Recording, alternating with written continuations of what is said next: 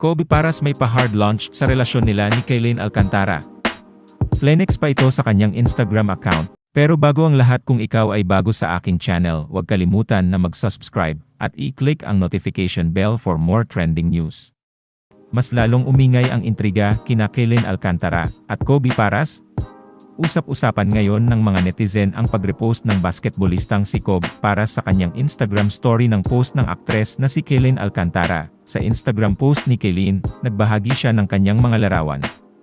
Sa mga larawan, ang sparkle artist ay maraming post, kabilang ang isang nakakatawa, candid kung saan tinakpan niya ang isang bahagi ng kanyang mukha. Nag-comment naman si Kobe ng heart eyes emoji sa kanyang Instagram photos. Inirepost din ni Kobe sa kanyang Instagram story ang post ni Kaylin, kaya naman uminit ang usaping hinard launch na nito ang aktres.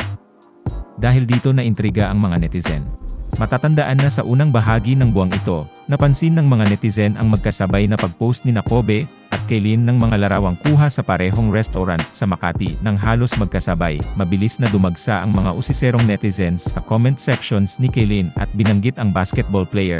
Kapansin-pansin rin ang bouquet of flowers na nakapatong sa table nito at dalawang wine glass, indikasyon na mayroon siyang kasama sa table.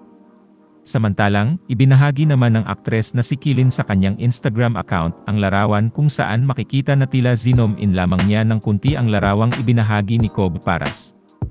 Bukod pa rito, ibinahagi rin ni Kaylin ang larawan kung saan makikita ang mga pagkain na inihain ng restaurant. Nahagip rin dito ang dalawang wine glass na bida sa post ng basketball player.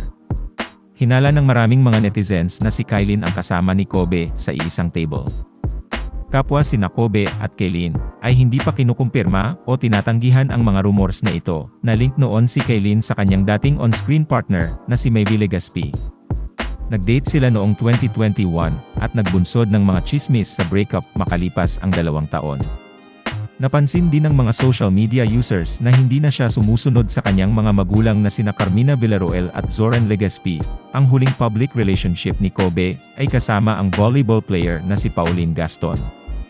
Nag-date sila noong 2018 at naghiwalay makalipas ang 1 taon.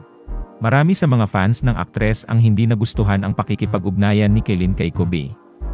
Ayon sa ilang mga tagahanga ni Kaylin na lalo silang naawa rito dahil lalo itong pagtatawanan ng Legaspi family.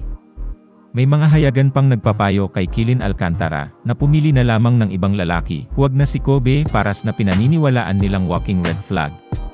May mga nagtatanggol rin naman kay Kaylin at sinabing hayaan na lamang ang aktres na magdesisyon sa kung ano ang gusto nitong gawin sa kanyang buhay, dahil nasa tamang pag-iisip naman ito at alam kung ano tamang gawin at hindi.